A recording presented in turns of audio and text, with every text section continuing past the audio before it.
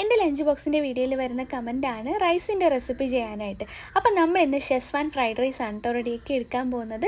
അപ്പോൾ schezwan sauce നമ്മൾ വീട്ടിലാണ് റെഡിയാക്കി എടുത്തിട്ടുള്ളത്. ഇതുപോലെ ഒരു 5 പിരിയമുളകും 5 സാധാരണ മുളകും കൂടി എടുത്തിട്ട് അല്പം ചൂടുവെള്ളം ഒഴിച്ചിട്ട് ഒരു 10 മിനിറ്റ് നമുക്കിതൊരു കുതിരാനായിട്ട് മാറ്റി വയ്ക്കാം കേട്ടോ. അതിനുശേഷം മിക്സിയുടെ ജാറിലേക്ക് ഇട്ട് കൊടുത്തിട്ട് നല്ലപോലെ ഒന്ന് അരച്ചെടുക്കാം.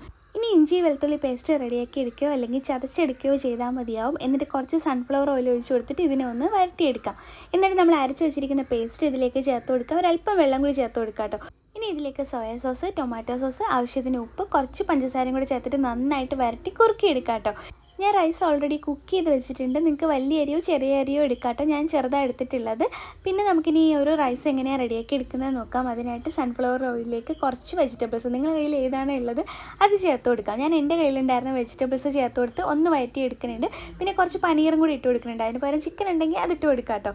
ഇനി നന്നായിട്ട് ഇതൊന്ന് ഇളക്കി വരട്ടിയെടുക്കാം. അതിനുശേഷം നമ്മൾ ഷെസ്വാൻ സോസ് ഇതിലേക്ക് ചേർത്ത് കൊടുക്കുന്നുണ്ട്.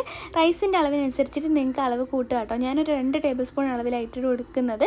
എന്നിട്ട് ഞാൻ കുറച്ച് പനീർ ചില്ലി മസാല കൂടി ചേർത്ത് കൊടുക്കുന്നുണ്ട്. പിന്നെ നമ്മൾ കുക്ക് ചെയ്ത് വെച്ചിരിക്കുന്ന റൈസ് ഇതിലേക്ക് ഇട്ട് കൊടുത്തിട്ട് അടച്ച് വെച്ച് ലോ ഫ്ലെയിമിൽ ഒരു 5 മിനിറ്റ് കുക്ക് ചെയ്തെടുത്ത് കഴിഞ്ഞാൽ നമ്മുടെ ഷെസ്വാൻ ഫ്രൈഡ് റൈസ് ഇവിടെ റെഡി ആയിട്ടുണ്ട്. അപ്പോൾ വീഡിയോ ഇഷ്ടപ്പെട്ടാൽ എന്തായാലും ഒന്ന് ലൈക്ക് ചെയ്യാം കേട്ടോ.